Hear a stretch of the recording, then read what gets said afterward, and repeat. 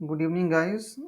The school of politics के इस live session में आज आप सभी का स्वागत है। कल जो है हमारी क्लास नहीं हो सकी थी। कुछ समस्या थी पावर सप्लाई को लेकर के, जिसकी वजह से हम क्लास नहीं ले पाए थे। आज इस सेशन को हम रिकॉर्ड कर रहे हैं और हालांकि इस सेशन को हम एडवांस रिकॉर्ड कर रहे हैं और इस सेशन में हम एंटोनियो ग्राम्स्की की पॉलिटिकल फिलॉसफी से रिलेटेड जो क्वेश्चन पूछे गए हैं यूजीसी नेट एग्जामिनेशन में 2004 से 2023 के बीच में, उन सारे क्वेश्चनों की हम उन सभी प्रश्नों की जो है हम समीक्षा करेंगे, उसको इवैल्यूएट करेंगे और उसको सॉल्व करने की कोशिश करेंगे। तो आइए सेशन को स्टार्ट करते हैं, देखते हैं। आप यहाँ स्क्रीन पे जो पहला क्वेश्चन देख रहे हैं, जिसे यूजीसी नेट एग्जाम में पूछा गया है दिसंबर 2005 में। Who among the following propounded the concept of organic intellectuals. इस क्वेश्चन में बेसिकली पूछा कि ये जो ऑर्गेनिक इंटेलेक्चुअल का जो कॉन्सेप्ट है, जिसको हिंदी में सावयवी बुद्धिजीवी कहते हैं, इसको किसने दिया था। तो ऑर्गेनिक इंटेलेक्चुअल्स का जो कॉन्सेप्ट है, इस कॉन्सेप्ट को एंटोनियो ग्राम्स्की ने दिया था। यहाँ पे ऑप्शन सी करेक्ट हो जाएगा। आइए समझते हैं कि ये जो ऑर्गेनिक इंटेलेक्चुअल्स कहते किसको हैं। इस कॉन्सेप्ट को हम डिस्कस करेंगे, लेकिन उससे पहले मैं आप लोगों को इन्फॉर्म करना चाहूँगा कि वेस्टर्न पॉलिटिकल थॉट के ऊपर मैंने एक बुक लिखी है और जिसका टाइटल है the book of chronology. Basically इस बुक के अंदर मैंने यूजीसी नेट एग्ज़ाम के अकॉर्डिंग जितने भी थिंकर्स हैं, टोटल 16 थिंकर्स हैं, तो सारे थिंकर्स को हमने इसमें इंक्लूड किया है। और ना ही इन थिंकर्स के बारे में, ना केवल हम इन थिंकर्स के बारे में बात कर रहे हैं इस बुक के अंदर, एट द सेम टाइम हर एक थिंकर ने जितनी भी किताबें लिखी हुई हैं, उन किताबों को हमने इस बुक के अंदर डिस्कस किया है क्रोनोलॉजिकल ऑर्डर में, कालक्रम के अनुसार। और इसके अलावा हमने इसी बुक के अंदर क्वेश्चंस को भी इंक्लूड किया है। वो सारे क्वेश्चन जो पूछे गए हैं 2004 से 2023 के बीच में, वो सारे क्वेश्चन को हमने इंक्लूड किया है। और इसके अलावा अलग से हमने आपके लिए प्रैक्टिस सेट भी इसमें इंक्लूड किए हैं। लगभग 30 क्वेश्चन हर एक थिंकर से हमने जो है इंक्लूड किए हैं इसमें, जिससे कि आप अपनी तैयारी को और भी बेहतर बना सकते हैं। तो ये जो बुक है सॉफ्ट कॉपी और हार्ड कॉपी दोनों में अवेलेबल है। जिन किसी को भी ये इस बुक की ज़रूरत है सॉफ्ट कॉपी या हार्ड कॉपी में, मुझे मेरे व्हाट्सएप नंबर पे जो है कांटेक्ट कर सकते हैं। और यहाँ स्क्रीन पे भी देख सकते हैं, यहाँ पे मेरा व्हाट्सएप नंबर मेंशन है। तो जिस किसी को भी इस बुक की आवश्यकता हो, वो मुझे इस नंबर पे कांटेक्ट कर सकता है। तो आइए सेशन को स्टार्ट करते हैं, देखते हैं इस कॉन्सेप्ट के बारे में। वैसे मैंने इस बुक के अंदर एंटोनियो ग्राम्स्की के ऊपर ठीक ठाक काम किया है। ठीक ठाक इन द सेंस कि सारे क्वेश्चन को मैंने इंक्लूड किया है और यहाँ से प्रश्न आने की पूरी संभावना है। और इसके अलावा उन किताबों के बारे में भी बात की है जिसको एंटोनियो ग्राम्स्की ने लिखा। फॉर एग्जांपल, आप आमतौर पे एंटोनियो ग्राम्स्की की जो बुक है प्रिजन नोटबुक, उसके बारे में ही जानते हैं, लेकिन एंटोनियो ग्राम्स्की ने और भी किताबें लिखी, जैसे कि for example UGC net examination में एक बुक के बारे में पूछा गया था, ए ग्रेट टेरिबल वर्ड। उस क्वेश्चन को हमने इस सेशन में इंक्लूड किया है। ए ग्रेट टेरिबल वर्ड नाम की जो बुक है उसको एंटोनियो ग्राम्स्की ने लिखा है। तो उस सारे क्वेश्चन को जो है 2004 से 2023 के बीच में सारे जो क्वेश्चन हैं, चाहे वो इजी कैटेगरी में हो, मॉडरेट कैटेगरी में, सारे क्वेश्चन को हमने इंक्लूड किया है। एंटोनियो ग्राम्स्की की जो सबसे इम्पोर्टेंट बुक है उसका नाम है प्रिजन नोटबुक। और प्रिजन नोटबुक के अंदर एंटोनियो ग्राम्स्की दो तरह के इंटेलेक्चुअल्स की बात करते हैं। ट्रेडिशनल इंटेलेक्चुअल के बारे में बात करते हैं वो, जैसा कि आप यहाँ पे देख सकते हैं, traditional intellectual and organic intellectual के बारे में यहाँ पे आप देख सकते हैं। इनके नोटेबल आइडिया वाले सेक्शन में आप देखिए ट्रेडिशनल इंटेलेक्चुअल और ऑर्गेनिक इंटेलेक्चुअल। और क्वेश्चन में जो यहाँ पे बात की जा रही है बेसिकली ऑर्गेनिक इंटेलेक्चुअल्स के बारे में। तो ऑर्गेनिक इंटेलेक्चुअल्स वो होते हैं जो समाज के सामने एक काउंटर हेजीमनी को रखते हैं। ये काउंटर हेजीमनी क्या चीज़ है, या काउंटर कल्चर भी हम कह सकते हैं।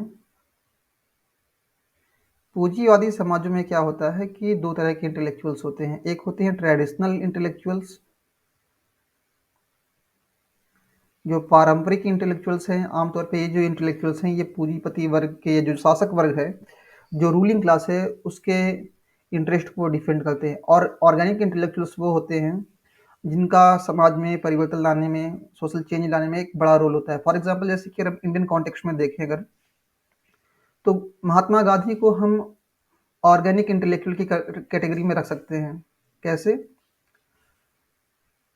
महात्मा गांधी ने क्या किया कि महात्मा गांधी ने ब्रिटिश साम्राज्य, जो ब्रिटिश अंपायर था, ब्रिटिश राज था, उनकी कल्चर के अगेंस्ट उन्होंने एक नई कल्चर को प्रोड्यूस किया। जैसे कि हम देखें, जो स्वदेशी मूवमेंट आप देखें गांधी का, स्वदेशी की बात करें या नॉन कॉपरेशन की बात करें या सिविल डिसोबीडियंस की बात करें, तो गांधी ने एक विकल्प प्रस्तुत किया कि हमें जो है जो बाहर से जो चीज़ें इंपोर्ट की गई हैं, आयात की गई हैं, उसको हमें नहीं खरीदना। हमें अपने ही देश की बनी हुई सामानों को इस्तेमाल करना है। जो वस्तुएं हमारे देश के अंदर बनी हुई हैं उसी को हमें इस्तेमाल करना है। उन्होंने कहा कि देखिए, असहयोग आंदोलन के अंदर क्या है, जो इंडिया के लोग हैं वो स्कूल छोड़ दें, मतलब ब्रिटिश गवर्नमेंट से जो है वो नॉन कॉपरेशन करें, वो सरकारी स्कूलों को छोड़ दें, सरकारी जॉब को छोड़ दें। फिर देखिए इंडिया में उसी टाइम में फिर आपने नाम सुना होगा एएमयू का, जामिया मिलिया, बीएचयू, ऐसी यूनिवर्सिटीज़ बनाई गई। तो ऑर्गेनिक जो इंटेलेक्चुअल्स होते हैं, समाज में परिवर्तन लाने में उनका एक बहुत बड़ा रोल होता है। और ये जो है रूलिंग क्लास के अगेंस्ट जो है मास को मोबिलाइज करते हैं, समाज में परिवर्तन लाने के लिए वो एक तरह से रिस्पॉन्सिबल होते हैं। वो एक तरह से एक्टिविस्ट का काम करते हैं, पब्लिक को अवेयर करते हैं। तो मार्क्सिस्ट पॉलिटिकल फिलॉसफी में एंटोनियो ग्राम्स्की की अगर पॉलिटिकल थॉट में देखें तो ऑर्गेनिक इंटेलेक्चुअल ही वो एक ऐसा फैक्टर है जो सोसाइटी में चेंज लेकर के आएगा। फिर नेक्स्ट क्वेश्चन की बात करें, जिसे दिसंबर 2005 में पूछा गया है। और ये जो क्वेश्चन है ये थोड़ा सा ट्रिकी क्वेश्चन है। ट्रिकी इन द सेंस कि इसमें आप देखें, अगर हेजीमनी का भी कॉन्सेप्ट जो है एंटोनियो ग्राम्स्की का है, जो जिसको हिंदी में प्रभुत्व या प्रधान बोलते हैं। और इसके अलावा आप देखिए सिविल सोसाइटी का जो कॉन्सेप्ट है। और आप हमेशा याद रखें कि यूजीसी नेट के एग्जाम में क्वेश्चन रिपीट होते हैं, लेकिन क्वेश्चन का जो नेचर है वो अलग होता है, मतलब सेम टू सेम ऐसे नहीं रिपीट होता। और सबसे बड़ी बात ये कि आपको जो मोस्ट अप्रोप्रिएट आंसर है, जो सबसे सटीक आंसर है, उसको आपको आइडेंटिफाई करना होता है। जैसे कि फॉर एग्जांपल आप देखें यहाँ पे रॉल्स की अगर हम बात करें, रॉल्स ने 1971 में जो बुक लिखी थी थ्योरी ऑफ जस्टिस, उसमें बेसिकली वो डिस्ट्रीब्यूटिव जस्टिस के बारे में बात करते हैं, यानी वितरणात्मक न्याय के बारे में वो बात करते हैं।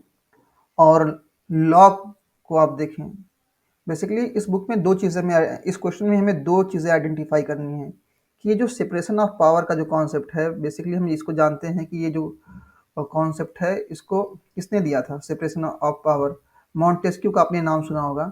लेकिन अगर आप लॉ की बुक को अगर पढ़ेंगे ठीक से, लॉ की जो बुक है two treatises of civil government, उसको आप पढ़ेंगे तो उसमें देखेंगे कि उन्होंने भी शक्तियों की पृथक्करण, सेपरेशन ऑफ पावर के जो है एक कह सकते हैं कि कुछ सिम्टम्स मिलते हैं, कुछ लक्षण उन किताबों में मिलते हैं, जहाँ पे जॉन लॉक भी जो है सेपरेशन ऑफ पावर के बारे में बात करते हैं।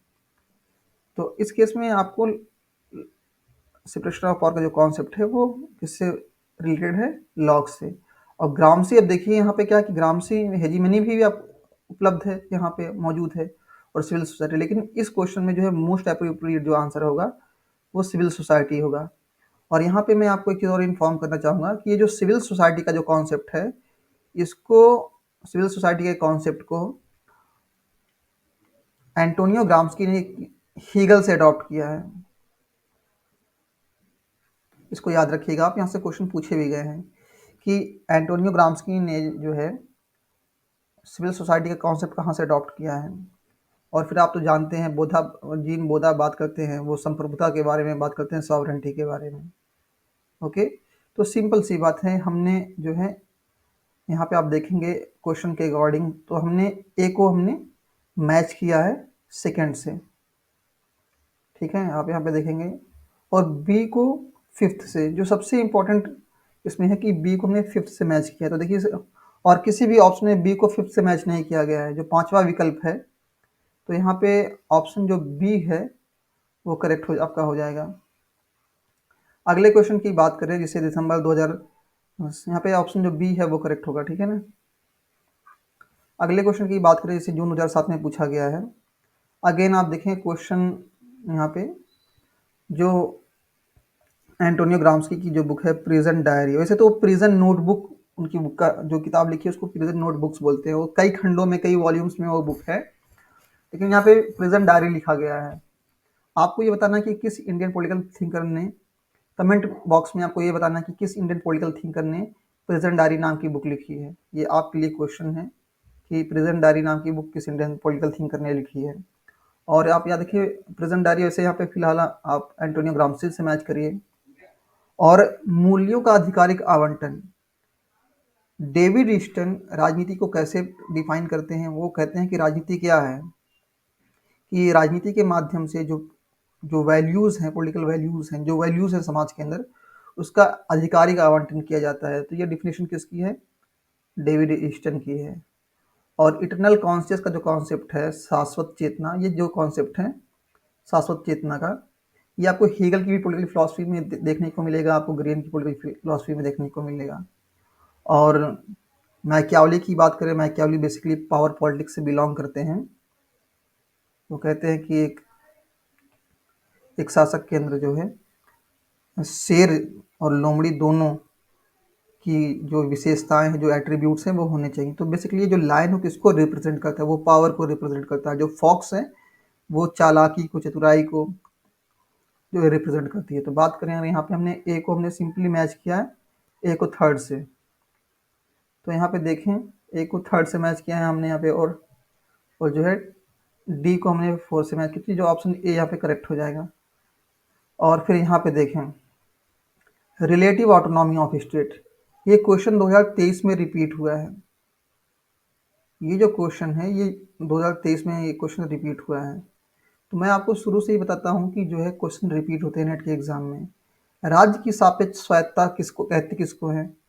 आमतौर पर देखिए मार्क्सवादी जो चिंतन है, जो मार्क्सिस्ट पॉलिटिकल फिलॉसफी, उसमें आप देखेंगे कि उनका ये मार्क्स का ये मानना है, या जो मार्क्सवादी विचारधारा से जो लोग बिलोंग करते हैं उनका ये मानना है कि जो स्टेट है, सपोज कि ये स्टेट है, तो स्टेट पे कंट्रोल किसका है, कैपिटलिस्ट क्लास का है।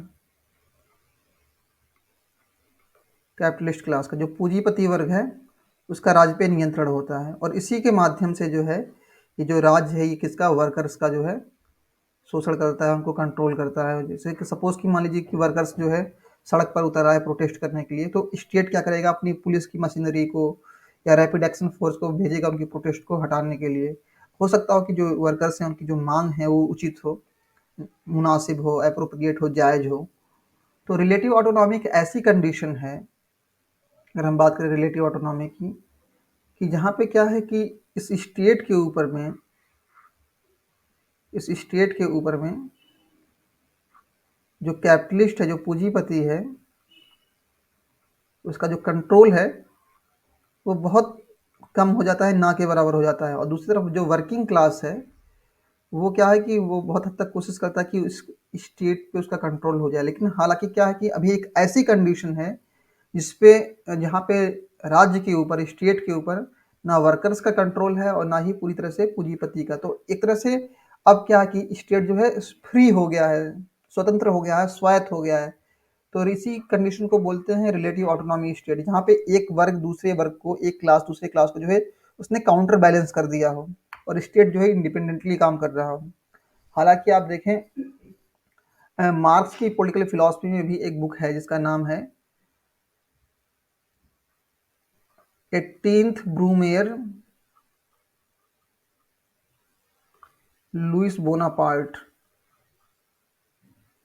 Louis Bonaparte. इस बुक में जो है कार्ल मार्क्स जो है राज्य की सापेक्ष स्वायत्ता के बारे में बात करते हैं, और यहाँ से जो है 2023 में क्वेश्चन पूछा गया, ठीक है ना। तो उसमें मार्क्स जो जो विकल्प दिए गए हैं इस क्वेश्चन में जो 2023 में रिपीट हुआ, उसमें मतलब और भी थिंकर्स के नाम दिए गए जो बात करते हैं। तो बेसिकली मार्क्स तो आमतौर पे नहीं बात करते हैं, लेकिन एक बुक है जहाँ पे वो बात करते हैं आमतौर पे, और सारी किताबों में वो कहते हैं कि स्टेट क्या है कि एक ऐसी कमेटी है जिसके माध्यम से कैपिटलिस्ट क्लास वर्किंग क्लास का एक्सप्लॉयटेशन करता है। नेक्स्ट क्वेश्चन की बात करें अगर हम, जिसे पूछा गया है, तो बेसिकली इसमें ऑप्शन सी करेक्ट हो जाएगा, ठीक है, इस क्वेश्चन में एंटोनियो ग्राम्सी का। बेसिकली अगर यहाँ पे नेक्स्ट क्वेश्चन की बात करें, जैसे जो जून 2012 में पूछा गया है, इस क्वेश्चन में अगेन फिर से आप देखें यहाँ पे हेजीमनी का जो कॉन्सेप्ट है, तो जो अगर हम बात करें एंटोनियो ग्राम्स्की की पॉलिटिकल फिलॉसफी में जो सबसे बड़ी देन है, जो या फिर ये कहें कि जो उनका सबसे इम्पोर्टेंट कॉन्सेप्ट है, वो हेजीमनी का कॉन्सेप्ट है। हेजीमनी के अलावा आपने देखा कि ऑर्गेनिक इंटेलेक्चुअल्स के बारे में वो बात करते हैं। फिर एक कॉन्सेप्ट और है वॉर ऑफ पोजीशन और वॉर ऑफ मैन्यूअर के बारे में हम बात करेंगे आगे की क्लास में। तो यहाँ पे आप देखें ये जो कॉन्सेप्ट की अगर हम बात करें, डिक्टेटरशिप ऑफ द प्रोलेटारिएट, तो डिक्टेटरशिप ऑफ द प्रोलेटारिएट का जो कॉन्सेप्ट है ये मार्क्स का कॉन्सेप्ट है। मतलब ये जो डिक्टेटरशिप ऑफ द प्रोलेटारिएट का जो कॉन्सेप्ट है ये मार्क्स का कॉन्सेप्ट है। और कम्युनिस्ट पार्टी की अगर हम बात करें तो ये लेनिन का कॉन्सेप्ट है। और इसके अलावा आप हेजीमनी तो जानते हैं कि एंटोनियो ग्राम्स्की का ये कॉन्सेप्ट है। और पोलिसेंट्रिज्म, जिसको बहुकेंद्रितावाद कहते हैं, ये जो कॉन्सेप्ट है ये कॉन्सेप्ट है टोग्लाइटी का, ठीक है ना। तो वैसे भी हम आपने तीन एक विकल्प मैच कर दिए, तो जो एक बचा तो जाहिर सी बात है उसको उसमें ऐड कर देंगे। मैं जो है कुछ किताबों को स्टडी कर रहा था वॉर ऑफ पोजीशन के रिगार्डिंग, क्या कुछ मटेरियल आमतौर पे देखें जो ओपी गावा वगैरह की किताबें हैं या एंड्रू हेवुड की किताबें हैं, उस तरह से चीज़ें वहाँ पे देखने को नहीं मिलती हैं। इसीलिए फिर क्या कि आपको अलग अलग किताबें जो है स्टडी करनी पड़ती हैं रेफरेंसेस को देखने के लिए। और मैं ऑनेस्टली बताऊं, आप यकीन मानेंगे मेरे टेबल पे इस वक्त 4-5 किताबें रखी हुई हैं, और क्लास को रिकॉर्ड करने से पहले जो है मैं चीज़ों को पढ़ता हूँ, ताकि जो है मैं ये कोशिश कर सकूँ कि ये अपना जो है बेहतर दे सकूँ। जैसे कि यहाँ पे कुछ मैंने नोट्स भी आपको शेयर किए होंगे, और इवन आप देखें यहाँ पे ये जो मेरी बुक है इसमें मैंने वार ऑफ पोजीशन और वार ऑफ मैन्यूअर के बारे में बात किया है। इसके अलावा आपने देखा होगा जो हमने ग्रुप में नोट्स प्रोवाइड किए हैं, डिस्क्रिप्टिव जो नोट्स हैं, ये तो मतलब हमने एंटोनियो ग्राम्स्की की पॉलिटिकल फिलॉसफी को जो है पूरा हमने 1.5 से 2 पेज के अंदर में कवर कर दिया है, और उनकी किताबों के बारे में भी हमने बात कर दी है। लेकिन हमने एक मतलब डिटेल्ड नोट हमने आपको दिया है ग्रुप के अंदर, और उसमें हमने बहुत सिस्टमैटिक तरीके से बात की है कि वार ऑफ पोजीशन और वार ऑफ मैन्यूअर क्या है। और उसमें जो है जो सबसे फिट रोल बैठता है वार ऑफ पोजीशन और वार ऑफ मैन्यूअर को लेकर, क्योंकि उसमें गांधी परफेक्ट कह सकते हैं इनका रोल है। और इवन जब भी हम वार ऑफ पोजीशन के बारे में बात करते हैं या वार ऑफ मैन्यूअर के बारे में बात करते हैं, तो गांधी का एग्जाम्पल हम ज़रूर देते हैं। क्यों? क्योंकि गांधी जो है इस कंडीशन में जो है बिल्कुल परफेक्ट बैठते हैं। और बेसिकली जो है वार ऑफ पोजीशन और वार ऑफ मैन्यूअर जो हैं वो क्या है, वार ऑफ पोजीशन और वार ऑफ मैन्यूअर की हम बात करें तो वो क्रांति के दो तरीके हैं। मतलब जैसे एक होती है कि आप वैचारिक क्रांति करते हैं, लोगों के मस्तिष्क पर, उनके हृदय पे आप कंट्रोल करने की कोशिश करते हैं, और एक होता है कि आप पावर के ज़रिए से, मिलिट्री फोर्सेस के ज़रिए से, पुलिस के ज़रिए से जो है लोगों को कंट्रोल करते हैं। तो लोगों को कंट्रोल करने के दो अलग अलग तरीके हैं, और उसी को बात करते हैं Antonio Gramsci marks war of position जिसको वो बोलते हैं। जैसे कि आप यहाँ देख सकते हैं war of position and war of manure. इसको अभी हम आगे जब उस क्वेश्चन को डिस्कस करेंगे तो वहाँ पे हम बात करेंगे। वार ऑफ मैन्यूअर बेसिकली क्या है कि जहाँ पे जो है दो ग्रुप जो है डायरेक्टली एक दूसरे से कन्फ्रंटेशन करते हैं, एक दूसरे से लड़ते हैं। अभी उसको हम डिस्कस करेंगे इस कॉन्सेप्ट को, पहले आइए थोड़ा सा समझते हैं। और हम देखेंगे कि गांधी कैसे इस पैरामीटर पे फिट बैठते हैं, ये भी हम बताएंगे आपको कि गांधी की शुरुआत में क्या पॉलिसी थी। जब गांधी ने देश की आज़ादी में पार्टिसिपेट किया, उन्होंने अ, 3 बड़े-बड़े नेशनल मूवमेंट को लॉन्च किया, असहयोग आंदोलन, नॉन कोऑपरेशन मूवमेंट, सिविल असहयोग आंदोलन, सविनय अवज्ञा आंदोलन, सिविल डिसोबीडिएंट, उसके बाद भारत छोड़ो आंदोलन जो है, क्विट इंडिया 1942 में। तो उसमें क्या गांधी की स्ट्रेटजी थी, कब गांधी ने वार ऑफ पोजीशन के बारे में बात की और कब गांधी ने वार ऑफ मैन्यूअर के बारे में बात की, इस पे हम डिस्कस करेंगे। तो बेसिकली हमने यहाँ पे अगर इस क्वेश्चन की बात करें, जैसे जून 2012 में पूछा गया था, तो हमने ऑप्शन मैच कर दिए हैं डी को हमने फोर्थ से मैच किया, राइट, पोलिसेंट्रिज्म प्रोटोग्लाइटिस है, तो डी का फोर्थ और ए का सेकेंड, ए का सेकेंड एंड डी का फोर्थ। यहाँ पे आप देखें ए का सेकंड, ओके, और डी का फोर्थ, और कहीं पे ऑप्शन मिला देखिए यहाँ पे भी। ऐसी कंडीशन में आपको क्या करना है कि आपको जो और अंदर तक जाना है, और आप देखें यहाँ पे बी का, और यहाँ पे आप देखें एक मिनट, और हमने सी को मैच किया है पहले से, तो आप देखें सी का पहला ऑप्शन कहाँ पे, देखिए सी का पहला ऑप्शन यहाँ पे है, तो यहाँ पे, और बी का तीसरा हमने मैच किया, बी को थर्ड से मैच किया हमने यहाँ पे, आप देखेंगे बी को थर्ड से मैच किया लेने से, ठीक है ना। तो यहाँ पे अगर कोड की बात करें, जो कोड बन रहा है यहाँ पे तो आप देखें, ए को हमने सिंपली मैच किया किससे, ए को हमने मैच किया सेकेंड से, बी को हमने मैच किया थर्ड से, और सी को पहले से, और डी को फोर्थ से। तो 23-14 हम कह सकते हैं, तो 23-14 मतलब 2-3-1-4, हाँ 2-3-1-4 यहाँ पे आपको देखने को मिल जाएगा ऑप्शन जो पहला है 2-3-1-4, ओके, ऑप्शन जो ए है यहाँ पे करेक्ट हो जाएगा। नेक्स्ट क्वेश्चन की बात करें, इसे दिसंबर 2012 में पूछा गया है, और ये वैसे बहुत इजी क्वेश्चन था मेरे ख्याल से, ये तो हम इसको मॉडरेट भी नहीं करते थे, ये तो सुपर इजी क्वेश्चन है। जैसे क्वेश्चन को हम 3 कैटेगरी में डिवाइड करते हैं, एक तो इजी क्वेश्चन, एक थोड़ा जो मध्यम दर्जे का हो, मॉडरेट क्वेश्चन हो, टफ। ये तो ऑलरेडी यहाँ पे क्या है कि थिंकर्स के नाम दिए गए हैं, जैसे कि आपने रिनाल्ड नीबूर का नाम सुना होगा आपने। बेसिकली ये अंतर्राष्ट्रीय राजनीति जब आप पढ़ते हैं तो वहाँ आप रिनाल्ड नीबूर के बारे में आप पढ़ते हैं। इमैनुअल कांट आप देखें वेस्टर्न पॉलिटिकल थॉट में भी आप पढ़ते हैं। इसके अलावा आप देखें उनका जो परपेचुअल पीस का जो कॉन्सेप्ट है, हाँ, अविच्छिन्न शांति जिसको हिंदी में कहते हैं, और इसके अलावा एंटोनियो ग्राम्स्की और रॉबर्ट कॉक्स।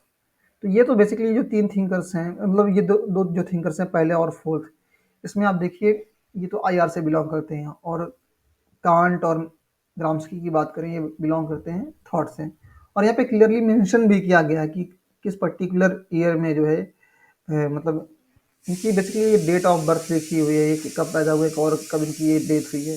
तो सुपर इजी है ना, यहाँ पे चीज़ें पहले से आपको लिखी हुई है, बस आपको मैच करना है। यहाँ पे देखिए कांट सबसे पहले आते हैं, तो ये तो इजी क्वेश्चन है। आप देखिए कहाँ आप देखेंगे, अगर वेस्टर्न पॉलिटिकल ट्रेडिशन को अगर आप देखें तो कांट, हीगल और ग्रीन ये कैसे थिंकर हैं, कांट, हीगल और टी.एच. ग्रीन ये आदर्शवादी विचारक हैं। तो ये एक ही क्लास से बिलोंग करते हैं, बेसिकली एक स्कूल ऑफ थॉट से बिलोंग करते हैं, और ये तो बाद के थिंकर्स हैं, सेकंड वर्ल्ड वॉर के बाद ये जो थिंकर्स बेसिकली यहाँ पे आप देखेंगे अगर,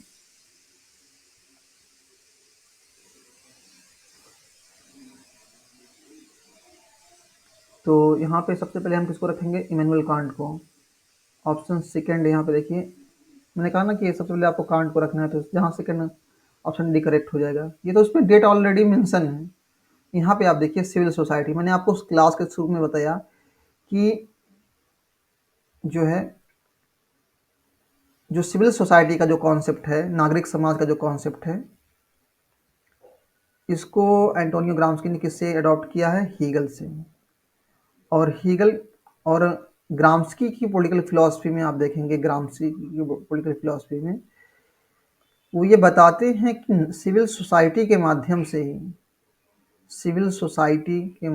ही जो कैपिटलिस्ट क्लास है, जो पूंजीपति वर्ग है, वो सोसाइटी के ऊपर डोमिनेट करता है अपनी। वो क्या करता है, जो पूंजीपति वर्ग है, जो कैपिटलिस्ट क्लास है, वो अपने मूल्यों के, वो अपने वैल्यूज़ को, जो पूंजीपति है वो अपने मूल्यों को, अपने वैल्यूज़ को जो है लोगों के मन में, मस्तिष्क में बैठा देता है। स्कूल के जो है अपने वैल्यूज़ को जो है वो क्या करेगा, अपने मूल्यों को, अपनी संस्कृति को, अपने विचारों को क्या है कि वो स्कूल के सिलेबस में उसने ऐड कर दिया। और समाज में जो है लोगों से एक दूसरे से इंटरेक्ट करने के, जो एक दूसरे से अंतःक्रिया करने के या एक्सचेंज करने के जो नियम है, उसमें उसने क्या किया, अपने मूल्यों को डाल दिया।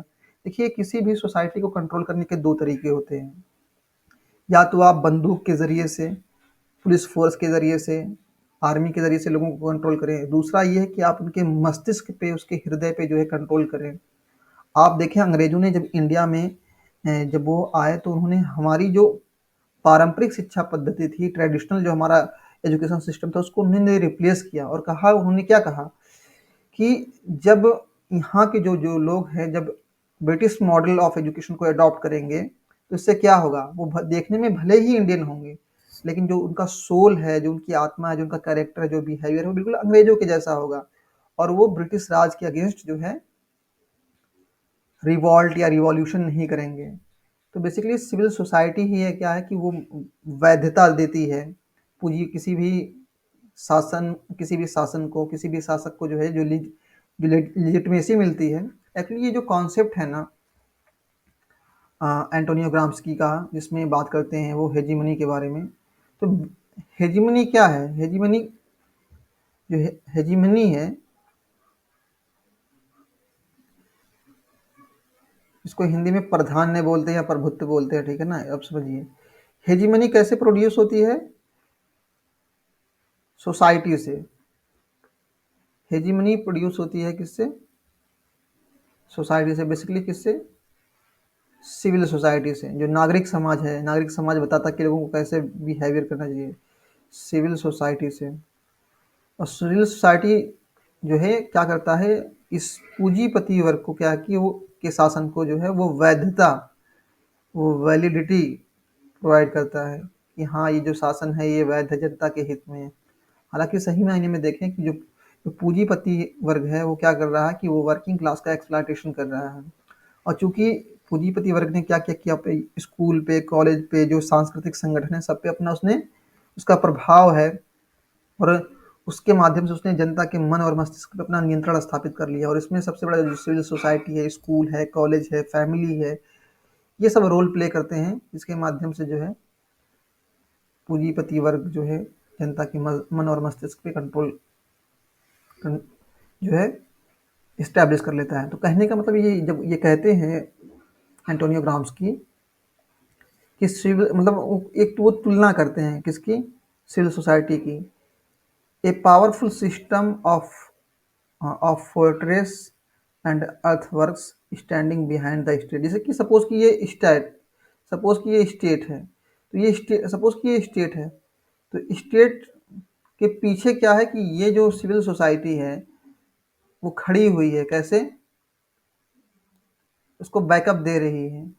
और उसकी क्या भूमिका है? जैसे कि एक किला होता है या बांध होते हैं, तो किला और बांध क्या होता है कि वो सुरक्षा प्रदान करते हैं, मतलब उस एरिया को जो है वो सिक्योर बनाते हैं। तो इसी तरह सिविल सोसाइटी भी क्या है कि सिक्योर बनाती है स्टेट को, लोगों के अंदर जो है ऐसी फीलिंग्स उभरने ही नहीं देती है जिससे लोगों को ये लगे कि पूंजीपति वर्ग है, जो कैपिटलिस्ट क्लास है, वो उनका एक्सप्लॉयटेशन कर रहा है, शोषण कर रहा है। उनके साथ जो कुछ भी हो रहा है उनको ये लगता है कि ये तो प्रकृति का नियम है और ये चीज़ें ऐसी ही चली आ रही हैं और ऐसी ही चलनी चाहिए। मतलब जो चीज़ें चल रही हैं जैसे वैसे ही चलने दिया जाए, उसके खिलाफ कोई आवाज़ ना उठाएं। आप देखें गांधी जब इंडिया में आए तो शुरू में गांधी ने क्या है कि वो उन्होंने लिबरल वाली टीम थी, एक तो एक्सट्रीमिस्ट थे जो उग्रवादी टाइप के थे, क्रांतिकारी टाइप के थे।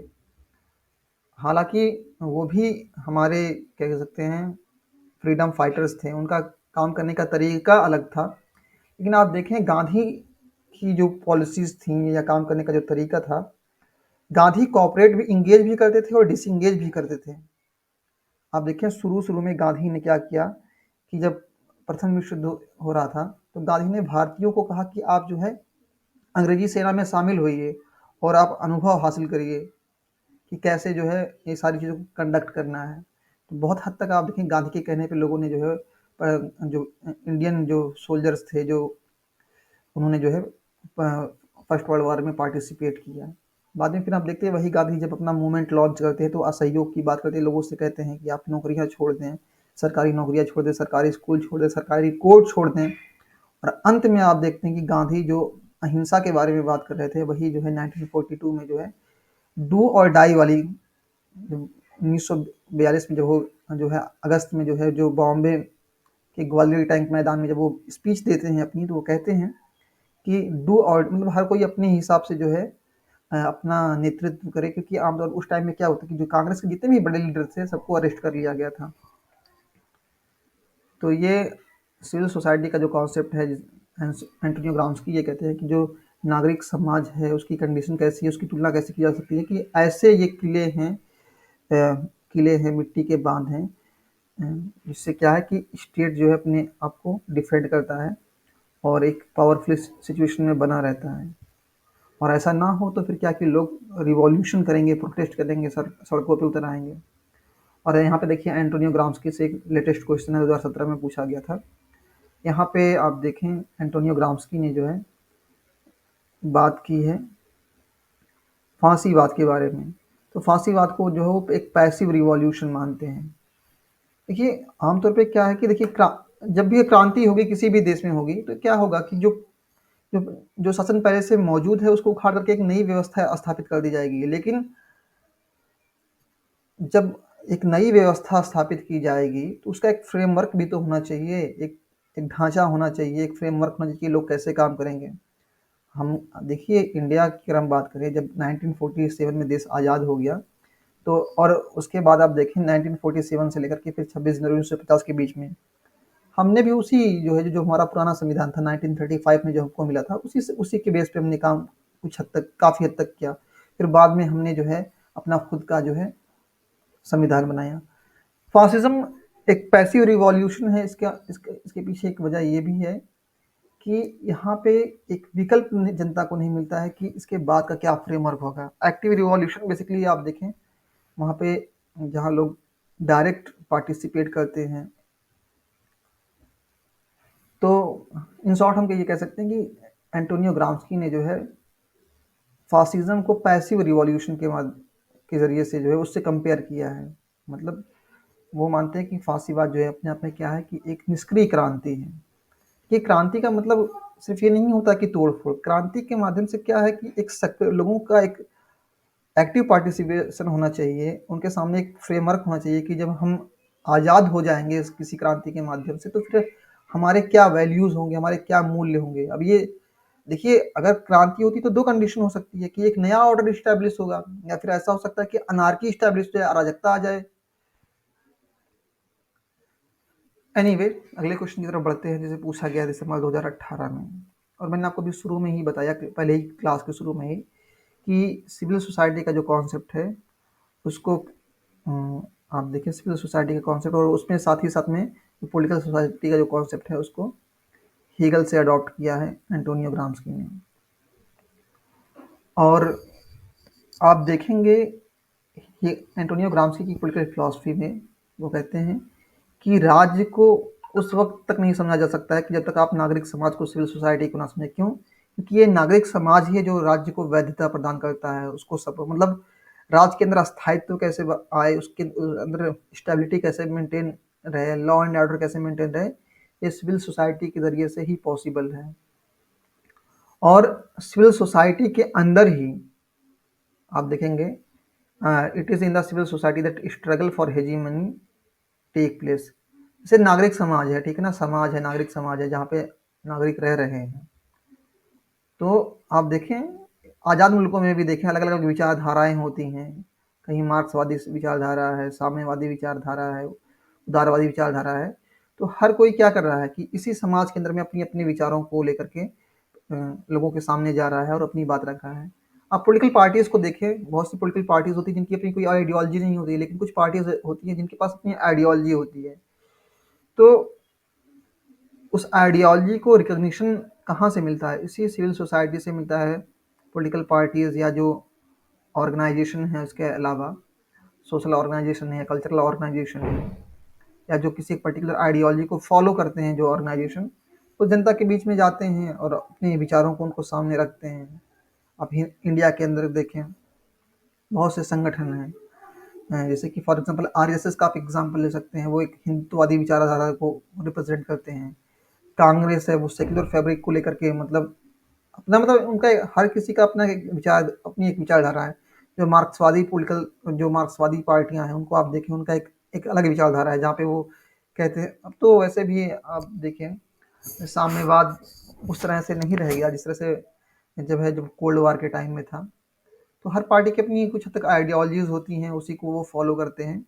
और ये जो पूरा स्ट्रगल है ये सिविल सोसाइटी के ही अंदर होता है।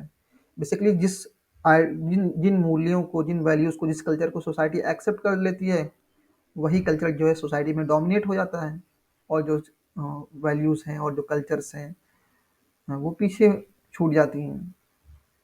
और ये क्या कह रहे हैं, the civil society is not the ensembles is not the ensemble of organization commonly called private। देखिए बेसिकली जो सिविल सोसाइटी है वो प्राइवेट स्फीयर से बिलोंग करती है, ठीक है ना। तो ये जो ऑप्शन सेकंड है ना, यहाँ पे इनकरेक्ट हो जाएगा। बाकी पहला और तीसरा और चौथा ये करेक्ट है, ठीक है ना।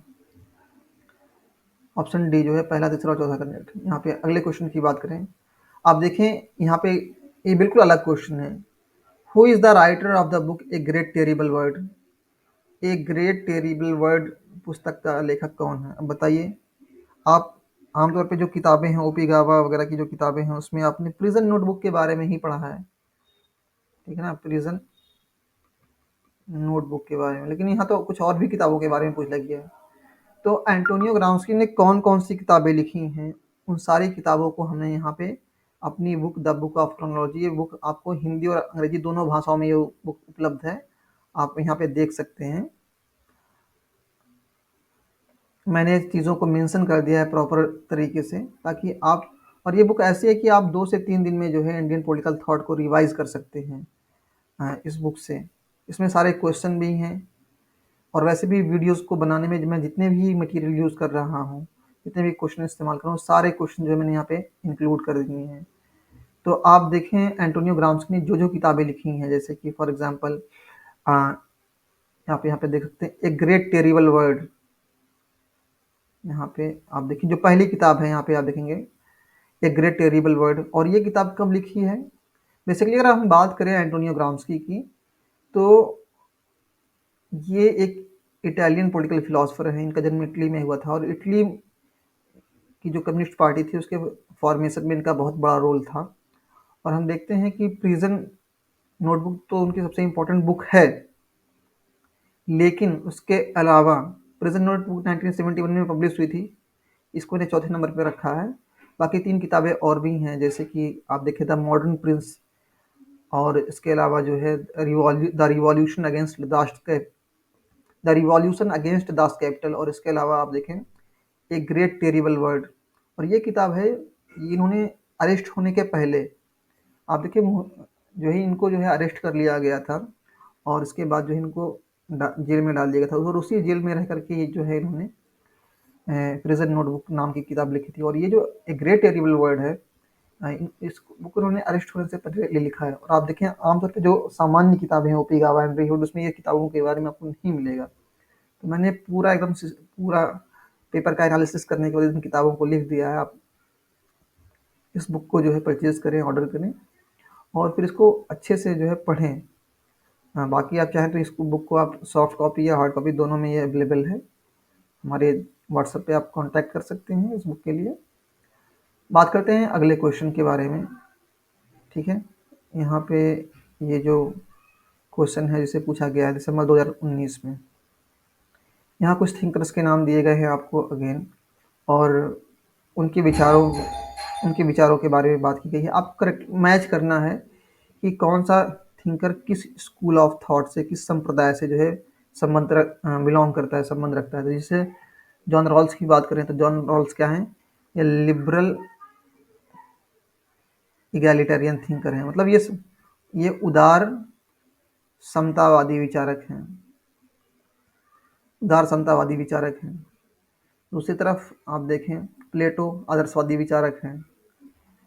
मैरी wollstonecraft जो हैं वो कम्युनिस्ट नहीं है, बल्कि क्या कि वो फेमिनिस्ट थिंकर हैं। तो यहाँ पे लिंक कम्युनिस्ट दिया गया, तो इसलिए जो है ऑप्शन सी इनकरेक्ट हो जाएगा। और ग्राम्सी जो है एंटोनियो ग्राम्स्की, वो मार्क्सिस्ट है, ना कि फेमिनिस्ट, इसलिए ये भी गलत हो जाएगा। तो बचा कौन, ए और B, option A and B जो है यहाँ पे, ऑप्शन ए जो है यहाँ पे करेक्ट हो जाएगा। अगले क्वेश्चन की बात करें, इसे दिसंबर 2019 में पूछा गया है। मैं अपनी क्लास में हमेशा कहता हूँ कि नेट के एग्ज़ाम में 4 से 5 क्वेश्चन ऐसे जो होते हैं जो सीधा बुक से पूछे गए होते हैं, और बुक के सेक्शन पे आपने अगर काम कर लिया तो थियरी और थॉट मिला करके आप तो 4 से 5 क्वेश्चन आप बहुत आसानी से बना सकते हैं। और ये जो थिंकर्स हैं, जैसे कि फॉर एग्जांपल एंटोनियो ग्राम्स्की की आप बात करें या फिर मार्क्स की बात करें, तो इन थिंकर्स को आप थियरी वाले सेक्शन में भी आपको पढ़ना पड़ता है। जब आप मार्क्सवाद को पढ़ेंगे, मार्क्सिज्म को पढ़ेंगे, मार्क्सिज्म एज एन आइडियोलॉजी के तौर पे पढ़ेंगे, एक विचारधारा के तौर पे, तो वो चीज़ें वहाँ पे आपको पढ़नी पड़ेंगी। तो ये चीज़ें एक दूसरे से जुड़ी हुई हैं, थियरी और थॉट आपस में एक दूसरे से जुड़ा हुआ है।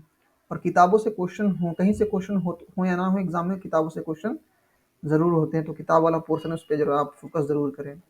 जैसे कि आप बात करें, देखिए पॉलिटिकल लिबरलिज्म, ये जो बुक है, इसको इसने लिखा है जॉन रॉल्स ने।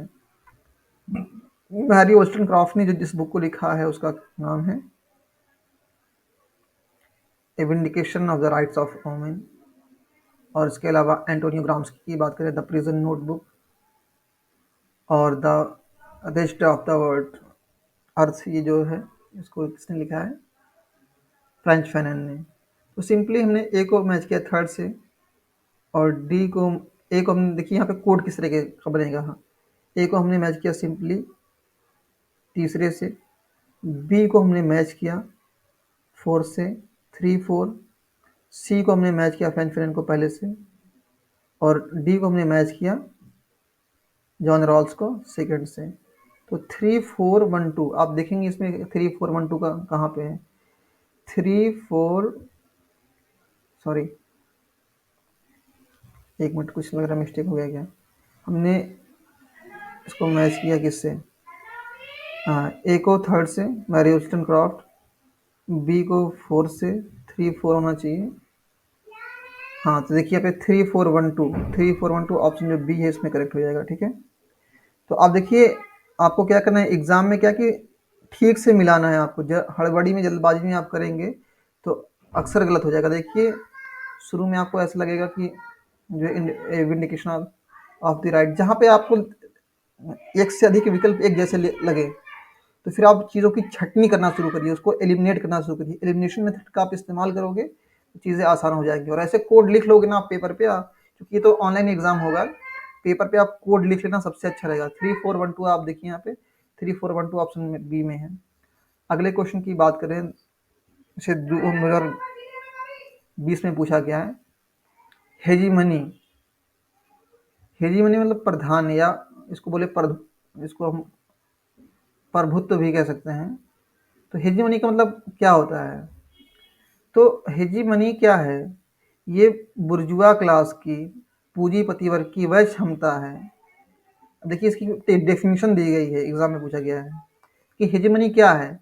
तो हेजीमनी क्या है कि अपने आप में क्या है कि एक कैपेसिटी है, मतलब किसकी, बुर्जुआ क्लास की। तो हेजीमनी अपने आप में बुर्जुआ क्लास की एक वह क्षमता है जिसके माध्यम से, जिसके ज़रिए से वो विरोधी विचारों को डिस्प्लेस कर देता है, हटा देता है, and become the common sense of the age, और अपने समय की, अपने युग की कॉमन सेंस, मतलब कि मतलब सामान्य तौर पे जो बातें एक्सेप्टेड होती हैं, स्वीकृत होती हैं, वो बन जाती है। कहने का मतलब क्या कि जितनी भी विरोधी विचार बातें हैं उसके अगेंस्ट में, उन सारे विचारों को जो है वो रिजेक्ट कर देता है या समाज से हटा देता है। मतलब आमतौर पे ऐसी कंडीशन वो क्रिएट कर देता है कि उन विचारों पे ना तो कोई विश्वास करता है, ना कोई यकीन करता है।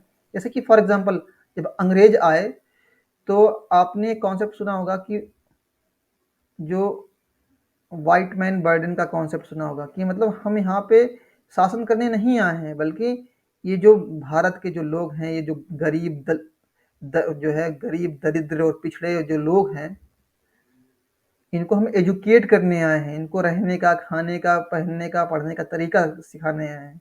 वाइट मैन बर्डन जो थियरी थी, लेकिन सही मायने में क्या है कि वो ना तो भारतीयों को एजुकेट करने के लिए आए थे, और ना ही जो है इंडिया के लोगों के वेलफेयर के लिए, उनके कल्याण के लिए आए थे। बल्कि क्या है कि जो यहाँ के रिसोर्सेज थे, जो स्रोत थे, उसका उन्होंने क्या किया, दोहन किया, एक्सप्लॉयटेशन किया, और हर तरीके से जो है उन्होंने जुल्म किया जाति की।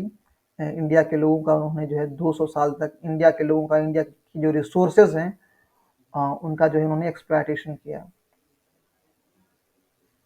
तो इन शॉर्ट हम कह सकते हैं कि हेजीमनी क्या है कि पूंजीपति वर्ग की बुर्जुआजी क्लास की वह क्षमता है जिसके माध्यम से जो है जो विरोधी विचारों को, राइवल व्यूज को, वो विरोधी विचारों को क्या करता है, डिस्प्लेस कर देता है, अपने रास्ते से हटा देता है और ऐसे विचारों को प्रस्तुत करता है जो एक्सेप्टेबल हो जाते हैं समाज को। फिर अगेन यहाँ पे देखिए, अच्छा देखिए ये जो कॉन्सेप्ट है, इस कॉन्सेप्ट के बारे में देखिए, who among the following rejected scientific determinism and advocated political and intellectual struggle. ठीक है, देखिए ये जो साइंटिफिक डिटर्मिनिज्म का जो कॉन्सेप्ट है, ये मार्क्स का कॉन्सेप्ट है। ठीक है ना, कार्ल मार्क्स का। मार्क्स ने क्या कि उसने बताया, मार्क्स ने बताया कि पहले तो आदिम साम्यवादी व्यवस्था थी, एकदम प्रिमिटिव सिस्टम था यहाँ पे। फिर स्लेवरी आई, फिर फ्यूडलिज्म आया, सामंतवाद आया, फिर कैपिटलिज्म आया। मार्क्स ने कैपिटलिज्म मतलब पूंजीवाद, और लास्ट में क्या आएगा, लास्ट में आएगा मार्क्स के हिसाब से कम्युनिज्म। तो मार्क्स ने जब इतिहास को स्टडी किया, मार्क्स कहते हैं, कार्ल मार्क्स क्या कहते हैं अपनी बुक जो है कम्युनिस्ट मैनिफेस्टो में, वो कहते हैं कि अभी तक के जो समाजों का जो इतिहास है वो क्या है, वो कुछ और नहीं बल्कि क्लास स्ट्रगल का, वर्ग संघर्ष का इतिहास है। कहने का मतलब क्या, कि अगर हम हिस्ट्री को देखें, हर एक पीरियड को देखें, चाहे वो स्लेवरी सिस्टम हो, चाहे कैपिटलिज्म हो, चाहे फ्यूडलिज्म हो, तो वहाँ पे क्या है कि समाज दो दो ग्रुप्स में, दो क्लासेस में बटा हुआ है। और क्या है कि वहाँ पे दो ग्रुप आपस में एक दूसरे से क्या कर रहे हैं, कम्पीट कर रहे हैं, आपस में स्ट्रगल कर रहे हैं। और इसी कॉन्सेप्ट को कार्ल मार्क्स बोलते हैं क्लास स्ट्रगल, इसको हिंदी में वो बोलते हैं वर्ग संघर्ष। तो मार्क्स ने भविष्यवाणी की कि जो है ये जो वर्ग संघर्ष चल रहा है पूंजीपति वर्ग के बीच में, और पूंजीपति वर्ग और वर्कर्स के बीच में जो चल रहा है, एक तरफ कैपिटलिस्ट क्लास है, दूसरी तरफ वर्कर्स, इनके बीच में जो कॉन्फ्लिक्ट है, जो स्ट्रगल चल रहा है, इसमें क्या होगा कि जब कैपिटलिज्म अपने पीक पे होगा, जब मजदूरों का जो है एक्सप्लॉयटेशन, शोषण अपने चरम अवस्था पे पहुंचेगा, तो वर्कर्स जो है क्रांति करेंगे, रिवॉल्यूशन करेंगे। मार्क्स कहता है कि workers of the world unite, you have nothing to lose and you will lose your cycle, कि विश्व के मजदूरों एक हो जाओ, तुम्हारे पास पाने के लिए, खोने के लिए कुछ नहीं है और पाने के लिए पूरी दुनिया पड़ी हुई है, और तुम अंततः अपनी बेड़ियों को तोड़ दोगे। तो मार्क्स ने ये भविष्यवाणी की कि मतलब ये साइंटिफिक डिटर्मिनिज्म का कि कैपिटलिज्म आएगा और उसके बाद में जो है फिर क्या है कि साम्यवाद आ जाएगा। लेकिन मार्क्स की भविष्यवाणी जो है हम देखते हैं गलत साबित होती है। मार्क्स ने जो कुछ कहा, अगर उसको हम देखें, मार्क्स ने जो भी बातें कही कि पहले जो है कैपिटलिज्म आएगा, उसके बाद फिर क्रांति होगी, मार्क्स ने क्या कहा कि पहले जो है कैपिटलिज्म जब आ जाएगा उसके बाद क्रांति होगी, और फिर क्रांति के बाद क्या होगा कि साम्यवाद आ जाएगा। ये मार्क्स की भविष्यवाणी है। लेकिन आप देखें, साम्यवाद की अगर हम बात करें, कम्युनिज्म की बात करें, चाइना की बात करें अगर हम, या हम बात करें रसिया की बात करें, तो रसिया में 1917 में जो क्रांति हुई, या चाइना में जो 1949 में जो क्रांति हुई, इसमें हम ये देखते हैं कि मार्क्स की जो भविष्यवाणियाँ थी वो गलत साबित हुई।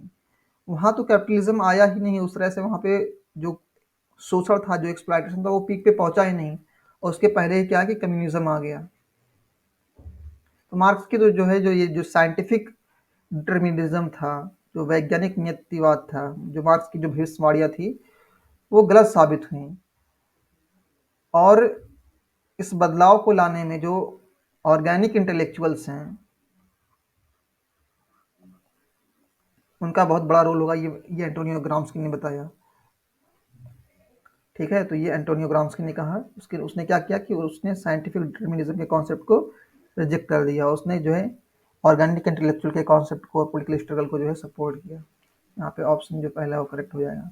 तो आप देखिए, ऑर्गेनिक इंटेलेक्चुअल को का जो क्वेश्चन था उसको आपने कहाँ देखा, आपने देखा उसको सबसे पहले क्वेश्चन में, दिसंबर 2004 का जो क्वेश्चन था, जो सबसे पहले हमने क्वेश्चन देखा था, और फिर अब 2020 में। तो क्वेश्चन रिपीट होते हैं लेकिन शब्दावलियाँ देखिए चेंज हो जाती हैं।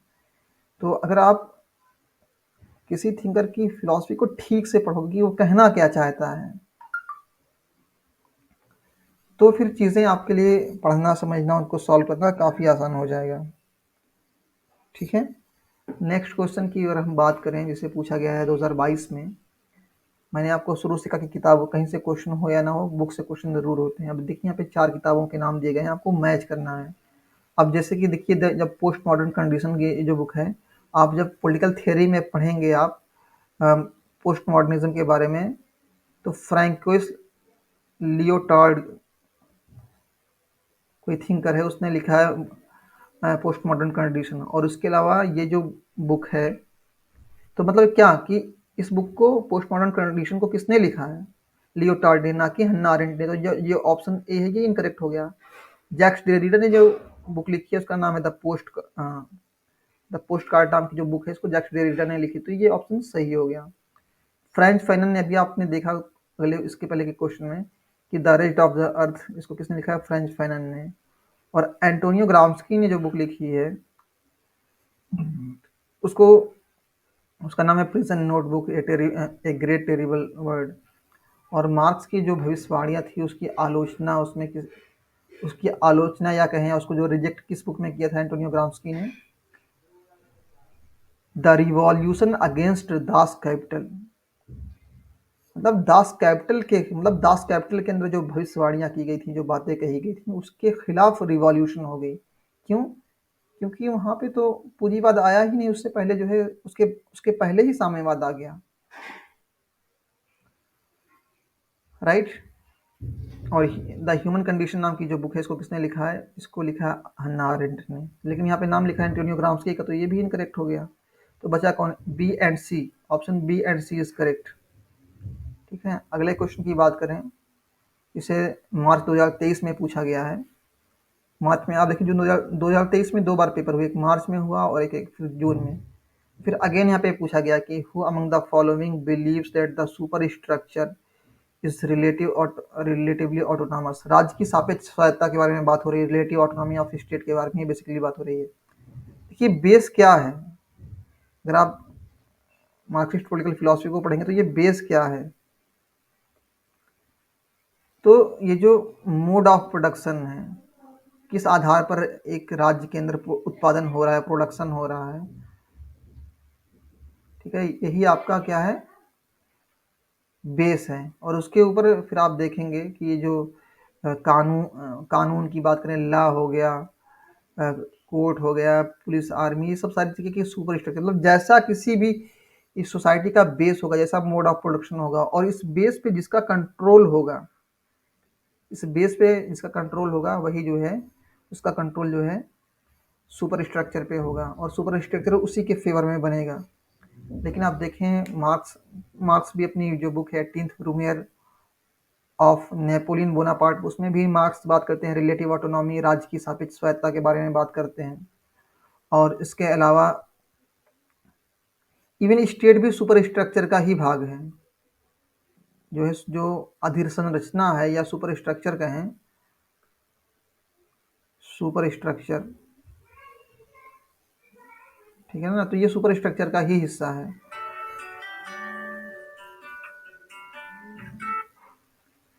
ये जो है सुपर स्ट्रक्चर का ही हिस्सा है, ठीक है ना। तो वैसे तो जो आंसर की आई थी इसमें, इस एग्जाम में, तो उसमें क्या है कि उन्होंने माओ जेदांग को भी उसमें इंक्लूड कर लिया था, लेकिन सही मायने में ये एक डिस्प्यूटेड क्वेश्चन था। ऑप्शन ए, बी एंड सी इसमें करेक्ट है, ए, बी एंड सी। हालांकि आप विकल्प देखेंगे तो कुछ अलग तरीके का ही दिया हुआ है, बी सी डी दिया हुआ है। हालांकि ये टाइपिंग एरर हो सकती है, लेकिन जो सही ऑप्शन है कि माओ जेदांग, जहाँ तक मैं जानता हूँ और जितना मैंने स्टडी की है, माओ जेदांग जो है रिलेटिव ऑटोनॉमी ऑफ स्टेट के बारे में बात नहीं करते हैं, राज्य की सापेक्ष स्वायत्ता के बारे में बात नहीं करते हैं। लुईस अल्थ्यूजर, ग्राम्सी और पोलांजा ये जो है बात करते हैं रिलेटिव ऑटोनॉमी ऑफ स्टेट की। और इस सेशन का आखिरी क्वेश्चन, वार ऑफ पोजीशन और वार ऑफ मैनूवर। ये वार ऑफ जो मैनूवर है, मतलब दांव पेच, जहाँ पे लोग एक दूसरे से, देखिए वार ऑफ पोजीशन को समझिए आप, सॉरी, वॉर ऑफ मैन्युअर को पढ़ी समझिए आप, कि जहाँ पे दो वर्ग आपस में एक दूसरे से डायरेक्टली, मतलब बंदूक, तोप, लाठी, गोला जो भी उनके पास में है उसके साथ एक दूसरे से लड़ाई कर रहे हैं। और वॉर ऑफ पोजीशन जो स्थितियों का युद्ध है, वॉर ऑफ पोजीशन, इसमें क्या है कि ये वैचारिक संघर्ष है, ये वैचारिक है, ये आइडियोलॉजिकल है। आप देखें 1920 में जब महात्मा गांधी ने non cooperation non cooperation movement launch किया था, फिर चौरी चौरा की घटना जब हुई तो गांधी ने असहयोग आंदोलन को वापस ले लिया। उन्होंने क्यों वापस ले लिया? उन्होंने कहा कि मेरे लिए जो है अहिंसा, नॉन वायलेंस जो है स्वराज से पहले या स्वतंत्रता से पहले है। और वही गांधी बाद में जब लोगों को ट्रेंड कर देते हैं, जब लोगों को सिखा देते हैं, सत्य अहिंसा का पाठ सिखा देते हैं, स्वदेशी के बारे में उनके सामने एक विकल्प प्रस्तुत कर देते हैं, जो हमारे अपने खुद के जो कोर्ट और खुद की स्कूल और यूनिवर्सिटीज़ का एक विकल्प जब प्रस्तुत कर देते हैं, उसके बाद वही गांधी जो है 1942 में जब भारत छोड़ो आंदोलन को वो लॉन्च करते हैं, और आप देखते हैं कि कांग्रेस के जितने भी बड़े लीडर थे सबको अरेस्ट कर लिया गया था। तो फिर गांधी डू और डाई के बारे में बात करते हैं, करो या मरो। मतलब जो है वो एक तरह से हम देखते हैं कि गांधी ने बिल्कुल अपनी पोजीशन चेंज कर ली, ठीक है ना, कि हर कोई अपने विवेक के अनुसार जो है इस आंदोलन में भाग ले, जो जितना जो कुछ कर सकता है वो करे। और देखिए बहुत बड़े पैमाने पे हिंसा हुई थी जब 1942 में जो है क्विट इंडिया मूवमेंट गांधी ने लॉन्च किया था। तो वार ऑफ मैन्युअर का मतलब क्या कि दो लोग आपस में जब जो है आपस में डायरेक्टली एक दूसरे को हिट कर रहे हों, ठीक है ना। और ये क्या है कि एक वैचारिक संघर्ष है। वार ऑफ पोजीशन क्या है कि जो स्थितियों का युद्ध है एक वैचारिक संघर्ष है, जहाँ पे जो है एक इंटेलेक्चुअल क्या करता है, एक ऑर्गेनिक इंटेलेक्चुअल लोगों के मन पे, मस्तिष्क पे, उसके माइंड को, उसके सोल को जो है अपनी आइडियोलॉजी के जरिए से, अपने विचारों के जरिए से जो है कंट्रोल करने की कोशिश करता है। तो आई थिंक ये चीज़ें आपको समझ में आई होंगी। हमने ऑलमोस्ट सारे क्वेश्चन को कवर कर लिया है, और जो लोग चाहें इस बुक को जो है ऑर्डर कर सकते हैं। ये बुक ऑलमोस्ट अमेज़ॉन पे भी अवेलेबल है, इसकी सॉफ्ट कॉपी और हार्ड कॉपी जो है मैं फ़िलहाल हम उसको प्रोवाइड कर रहे हैं। पब्लिशर से भी बात अभी चल रही है किसी अच्छी पब्लिकेशन से इसको पब्लिश करने के लिए। फ़िलहाल एज़ ऑफ नाउ आप चूँकि देखिए एग्ज़ाम आपका बहुत करीब है और पब्लिशर से भी मैं नेगोशिएट कर रहा हूँ, तो उसमें थोड़ा-सा टाइम लगेगा। तो फ़िलहाल एज़ ऑफ नाउ आपके एग्ज़ाम को और बेहतर बनाने के लिए फ़िलहाल हम इस बुक को जो है स्पाइरल बाइंड में प्रोवाइड कर रहे हैं। जिसको हार्ड कॉपी चाहिए वो हार्ड कॉपी ले सकता है, और जिसको सॉफ्ट कॉपी चाहिए वो सॉफ्ट कॉपी ले सकता है। और जिन किसी को भी इस बुक को परचेज़ करना हो, वो सिंपली ये जो नंबर हमने यहाँ पे प्रोवाइड किया है, हमारा व्हाट्सएप नंबर है, 2 नंबर है बेसिकली वैसे हमारे, 8960788579, और उसके अलावा एक और नंबर है हमारा व्हाट्सएप नंबर 9821682032। इस पे आप हमको व्हाट्सएप कर सकते हैं इस बुक के लिए। Okay guys, thank you so much. आज के लिए बस इतना ही। Take care.